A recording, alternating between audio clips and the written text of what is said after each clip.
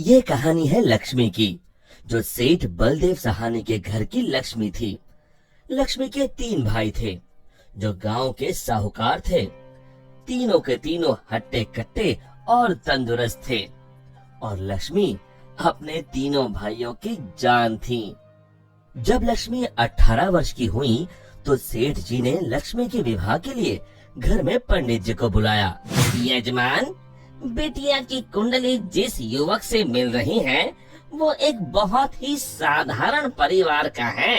अरे उससे क्या फर्क पड़ता है, हम तो अपनी बेटी को अपने घर ही रखने वाले हैं।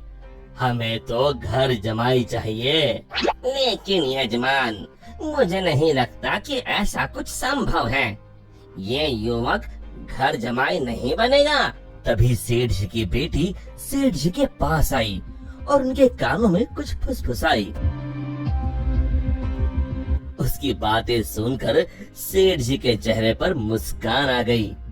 ठीक है पंडित जी, आप शादी की बात आगे बढ़ाइए। और फिर कुछ महीनों में लक्ष्मी की शादी एक बहुत ही साधारण युवक विमल से हुई। शुरू में दोनों की अच्छी बन रही थी, और विमल की माँ सरिता भी बहुत खुश थी। एक दिन सोते वक्त लक्ष्मी ने विमल से बात की। ना इस घर में ढंग का सोफा है, ना गद्देदार पलंग और ना ही टीवी। ए जी, आप मेरे साथ मेरे पापा के घर चलिए ना, वहाँ सब कुछ है। नहीं लक्ष्मी, अब यही तुम्हारा घर है।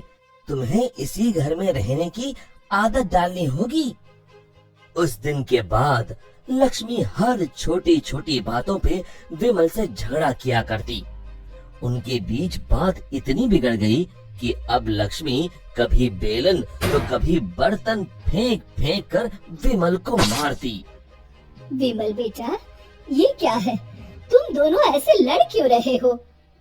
माँ, ये रट लगाए बैठी है कि मैं भी इसके साथ इसके बाप के घर में जाकर रहूं, घर जमाई बनकर। भला मैं ये कैसे कर सकता हूँ? और इसीलिए हमारी रोज अनबन होती है। एक काम कर, तू उसे अच्छे से समझा कि अब यही उसका घर है। अगले दिन फिर से लक्ष्मी विमल को अपने घर चलने के लिए जोर डालने लगी। आप मेरे साथ मेरे घर चलिए। आपको यहाँ गरीबों की तरह जीने की कोई जरूरत नहीं है। मेरे पापा के पास सब कुछ है। मैंने तुम्हें कितनी बार बोला है, मैं घर जमाई नहीं बनना चाहता हूँ। अगर आप खुद से मेरे साथ नहीं चलोगे, तो मैं मेरे भाइयों से बोलकर आपको जबरदस्ती यहाँ से उठवा लूंगी। बहू की ये बात सुनकर सरिता को अपने बेटे की चिंता सताने लगी। इसके तीनों भाई तो इतने शक्तिशाली है, मेरे बेटे का क्या हाल होगा? ये मैंने क्या कर दिया? इससे अच्छा तो किसी गरीब की बेटी ब्याह लाती, कम से कम कोई आफत तो नहीं आती। अब सिर्फ बाबा जी ही मेरी मदद कर सकते हैं। सरिता बहुत दूर एक बाबा जी के पास गई और उन्हें अपनी पूरी दुख भरी दास्तान बताई। अब आप ही बताइए बाबा जी, मैं अपने बेटे को बचाने के लिए क्या कर सकती हूँ? ये ताकतवर इंसान ऐसे ही होते हैं, हमेशा निर्बलों को दबाना चाहते हैं। अब सिर्फ गुफा में रहने वाली डायन ही तुम्हारी मदद कर सकती है।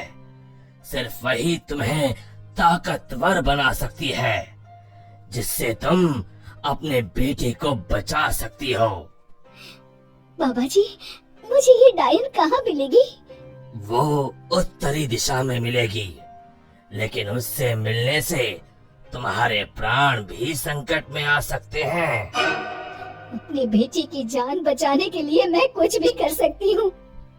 सरिता उत्तरी दिशा में निकल पड़ी और गुफा तक पहुँचते पहुँचते उसे रात हो गई। कोई है यहाँ?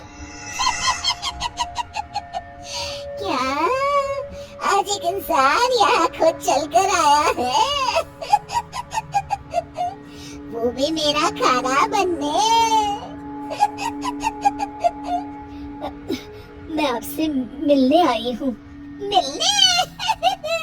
मुझसे? हाँ। वो भी खुद चल के? बताओ बताओ क्या बात है? सरिता ने डायन को अपनी कहानी सुनाई।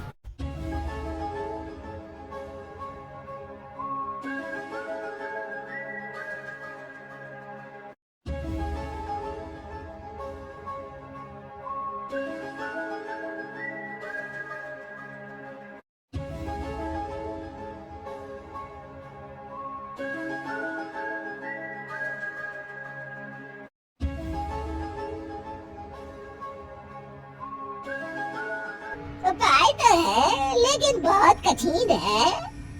मैं अपने बेटे को बचाने के लिए कुछ भी कर लूंगी। तुम्हें मेरा श्राप अपने ऊपर लेना होगा, जिससे मेरी सारी शक्तियाँ तुम में आ जाएंगी। तब मैं आजाद हो जाऊंगी और तुम डायन बनके यही गुफा में रहोगी और ना ही सूरज की रोशनी में निकल सकोगी बाहर, क्योंकि डायन की शक्तियाँ सिर्फ रात को ही काम करती है। क्या तुम्हें ये मंजूर है? विमल को बचाने के लिए अगर मुझे डायन भी बनना पड़े तो मंजूर है। डायन ने कुछ जादू किया और डायन की सारी शक्तियाँ सरिता में चली गईं और अब डायन आजाद होकर एक औरत बन गई और सरिता डायन बन गई। यहाँ पूरा दिन हो गया था। विमल ने गांव में जाकर माँ को ढूंढा, लेकिन माँ कहीं नहीं मिली। रात को वो घर पहुंचा, तभी लक्ष्मी उस पर बरस गई। ये सब सरिता अपनी शक्तियों से देख रही थी और उसी समय सरिता डायन के रूप में वहां पहुंची। सरिता को डायन के रूप में देखकर उसके पैरों से मानो जमीन खिसक गई। सरिता जोर जोर से हंसने लगी।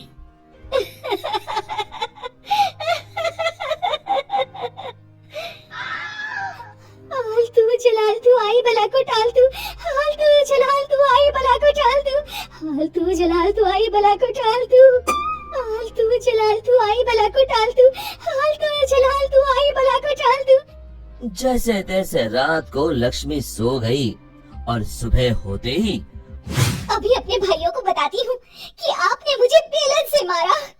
लक्ष्मी दरवाजे से पांव बाहर डाल ही रही थी कि सरिता ने अपने हाथ लंबे कर कर लक्ष्मी के पांव पकड़ लिए।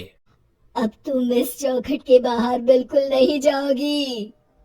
एक बार फिर से लक्ष्मी बेहोश हो गई।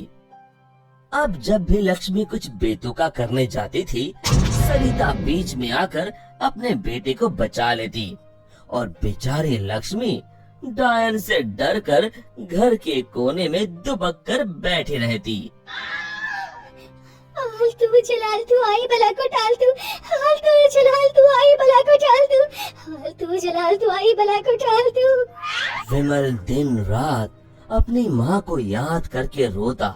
तू कहाँ है माँ? कहाँ चली गई मुझे छोड़ के?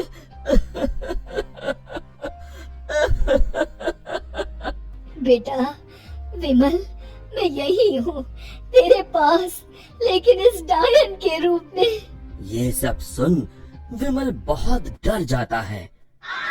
डर मत बेटा, बस मुझसे तेरा दुख नहीं देखा जा रहा था, इसलिए मुझे ये सब करना पड़ा। ये सब पीछे खड़ी लक्ष्मी सुन रही थी। तभी सरिता ने उसे अपनी शक्तियों से दीवार पर लटका दिया। जा रही हूँ, मगर एक बात समझ ले, मेरे बेटे को परेशान करने की भी तूने या तेरे घर वालों ने सोची तो मैं यहाँ फिर आ जाऊंगी। जी जी जी माँ जी। तभी तो कहते हैं माँ से बढ़कर दुनिया में कुछ नहीं।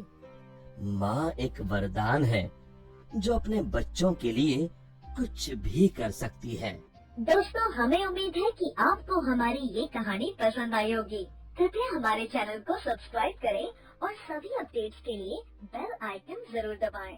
और हाँ, वीडियो लाइक और शेयर करना मत भूलिएगा। Bye bye.